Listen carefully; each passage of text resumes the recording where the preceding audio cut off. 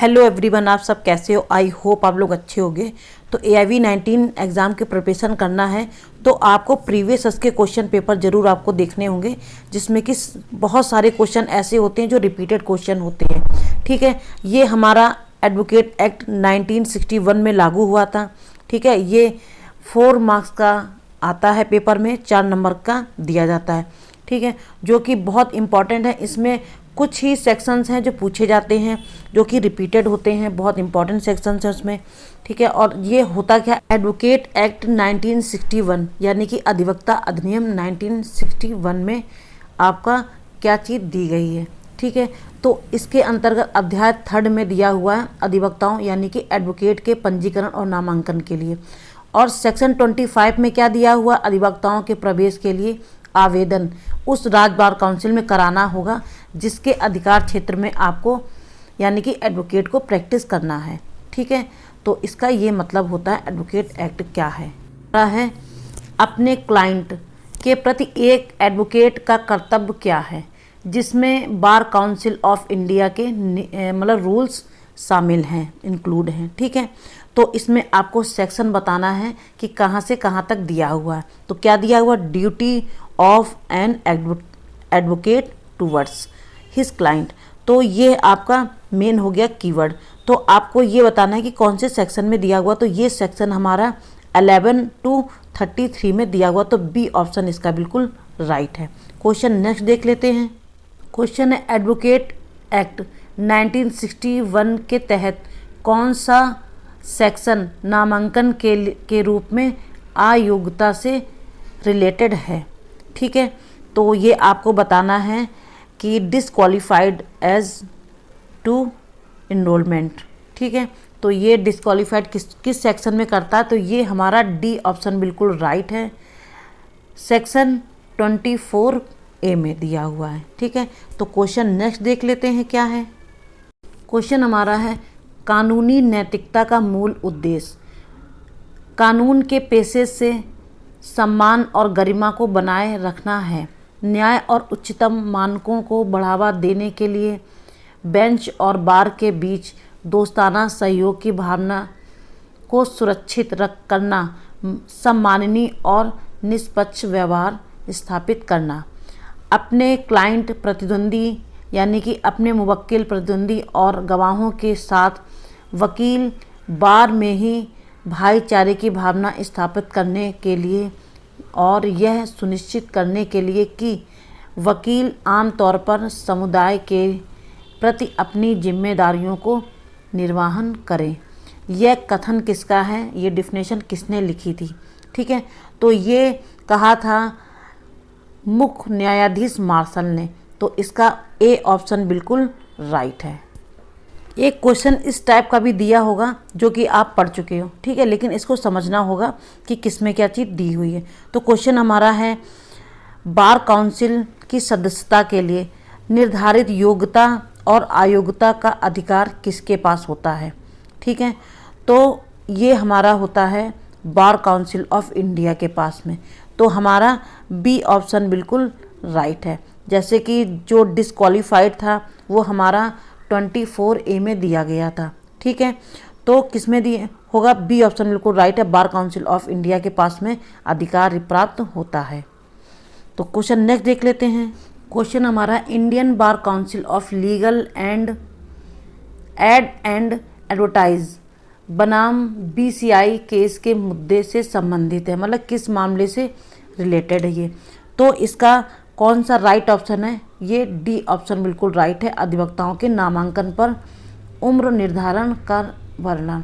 ठीक है, तो ये बहुत इम्पॉर्टेंट है, ये क्वालिफाइड या ना डिसक्वालीफाइड और ये कितनी एज होती है, कितना क्या होता है, ये सब चीज़ें बहुत इंपॉर्टेंट है। इस टाइप के क्वेश्चन आपको देखने को मिलेंगे। तो ये केस है, तो केस को भी याद रखिएगा आप लोग। तो डी ऑप्शन इसका बिल्कुल राइट है। तो क्वेश्चन नेक्स्ट देख लेते हैं।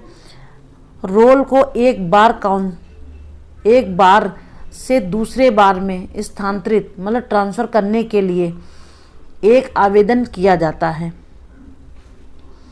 तो इसका ऑप्शन कौन सा है, इसका ए ऑप्शन बिल्कुल राइट है, बार काउंसिल ऑफ इंडिया। ठीक है, एक राज्य से दूसरे राज्य में ट्रांसफ़र करने के लिए एक आवेदन किया जाता है। वो किस में किया जाता है? बार काउंसिल ऑफ इंडिया में। क्वेश्चन है, निम्नलिखित में से कौन सी समितियां स्टेट बार काउंसिल द्वारा गठित नहीं की जा सकती हैं? यानी कि communities can not constituted by state bar council. तो ये कौन सी नहीं की जा सकती समितियां? सी ऑप्शन बिल्कुल राइट है, कानूनी सहायता समिति गठित नहीं की जा सकती हैं। तो ऑप्शन सी हमारा बिल्कुल राइट है, legal aids and community. Question next देख लेते हैं।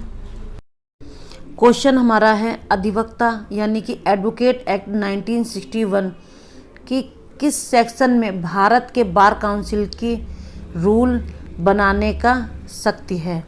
तो ये किस में दिया हुआ है? तो हमें इसमें क्या देखने होंगे, अपनी ब्रैकेट में भी आपको आसानी से मिल जाएगा क्योंकि ये सेक्शन बेस्ड क्वेश्चन है।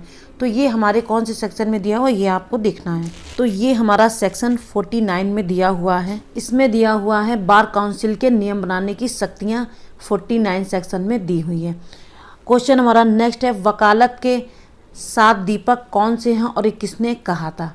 ठीक है, और किसने दिए थे वकालत के 7 दीपक? तो ऑप्शन हमारा ए बिल्कुल राइट है, जस्टिस एबॉट पेरी ने कहा था। ठीक है, कि वकालत के 7 दीपक होते हैं।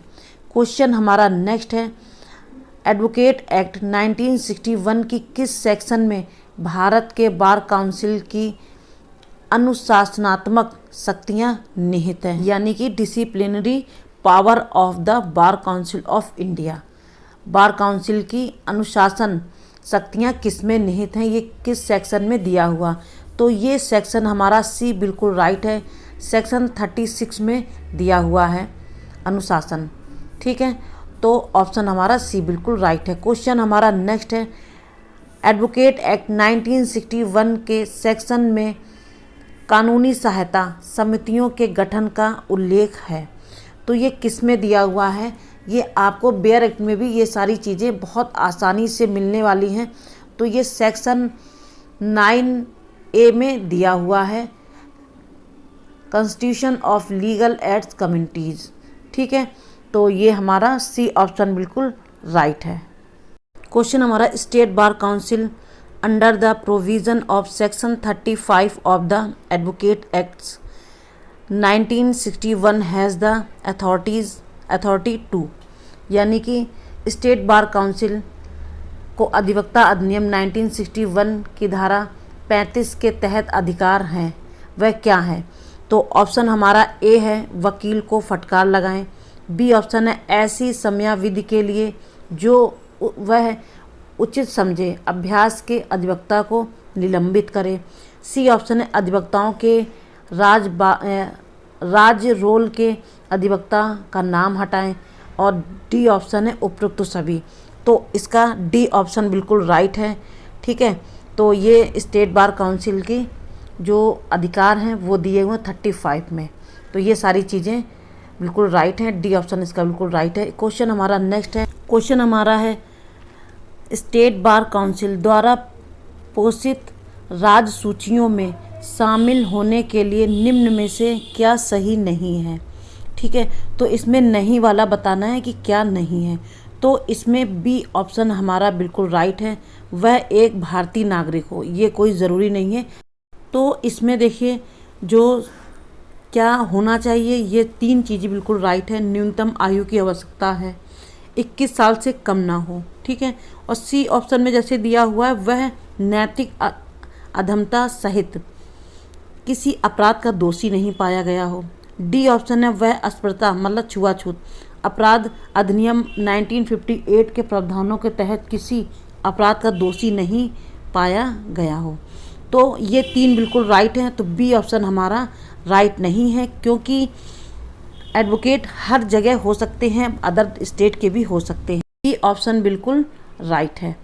तो आज के MCQ हमने इतने कवर किए हैं। इसकी प्लेलिस्ट बनी हुई, ये पार्ट 1 है हमारा। जैसे कि हर वीडियो में आपको बताते हैं, अलग अलग पार्ट बनाते हैं। जैसे कि हमने फैमिली लॉ के 3 पार्ट बने हैं। अगर और भी क्वेश्चंस मिलेंगे तो वो भी हम आपको कवर करवाते हैं। तो आज की वीडियो आपको कैसी लगी? अच्छी लगी तो लाइक करना, कमेंट करना, शेयर ज़रूर कर देना और मिलते हैं नेक्स्ट वीडियो में। Thanks for watching.